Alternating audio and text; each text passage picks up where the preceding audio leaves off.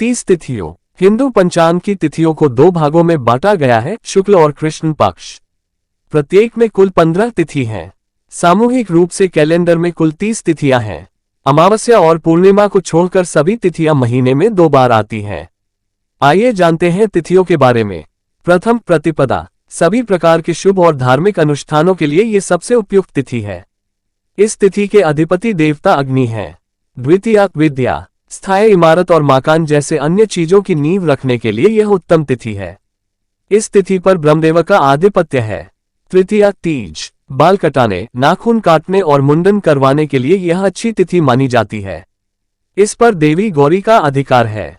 चतुर्थी, चौथ। शत्रुओं के विनाश, बाधाओं को दूर करने के लिए ये तिथि उपयुक्त है। इस तिथि के स्वामी यमदेव व भगवान श्री गणेश है। पंचमी। ये तिथि सर्जरी करवाने और चिकित्सीय सलाह लेने की दृष्टि से श्रेष्ठ है। इस तिथि के अधिपति देवता नाग हैं। षष्ठी। ये तिथि विशेष अवसरों या उत्सवों को मनाने, नए लोगों से मिलने और नए मित्र बनाने के लिए उत्तम है। इस तिथि के स्वामी देव कार्तिकेय हैं। सप्तमी। ये तिथि यात्रा शुरू करने और खरीदारी करने के लिए सबसे उत्तम है। इस दिन किसी विशेष कार्य के लिए यात्रा कर रहे हैं तो परिणाम अच्छे मिलने के अधिक आसार होते हैं, क्योंकि इस तिथि पर सूर्यदेव का स्वामित्व है। अष्टमी। ये तिथि जीत दिलाने वाली है। इस दिन भगवान रुद्र की पूजा करना उत्तम माना जाता है, क्योंकि ये दिन शिव का है। कृष्ण पक्ष में पूजन करना श्रेष्ठ है, जबकि शुक्ल पक्ष में इस तिथि में शिव पूजन वर्जित है। नवमी। ये दिन विनाश और हिंसा के कृत्यों की शुरुआत करता है। तिथि समारोह या यात्रा के लिए अशुभ है। इस दिन पर देवी अंबिका का अधिकार है। दशमी। पुण्य, धार्मिक व आध्यात्मिक कार्यों और अन्य पवित्र कार्यों के लिए यह तिथि शुभ है। इस दिन के स्वामी धर्मराज हैं।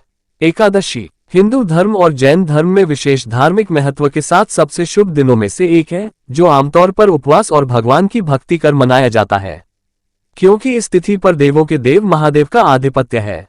द्वादशी। धार्मिक अनुष्ठानों के लिए शुभ है। भगवान विष्णु इस तिथि के स्वामी हैं।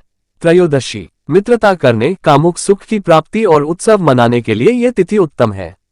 इस दिन पर कामदेव का स्वामित्व है। चतुर्दशी। इस दिन पर देवी काली का अधिकार है। यह दिन प्रेत बाधा को दूर करने के लिए तथा सिद्धि प्राप्त करने के लिए उत्तम है। पूर्णिमा। व्रत और यज्ञ के लिए उपयुक्त तिथि है। इस दिन कथा सुनने व सुनाने से अधिक फल प्राप्त होता है। पूर्णिमा तिथि पर चंद्रमा का स्वामित्व है। अमावस्या। ये तिथि पितृ देवों की है। इस दिन पितरों की सेवा व दान करने पर श्रेष्ठ फल की प्राप्ति होती है। व्रत के लिए भी ये तिथि विशेष है।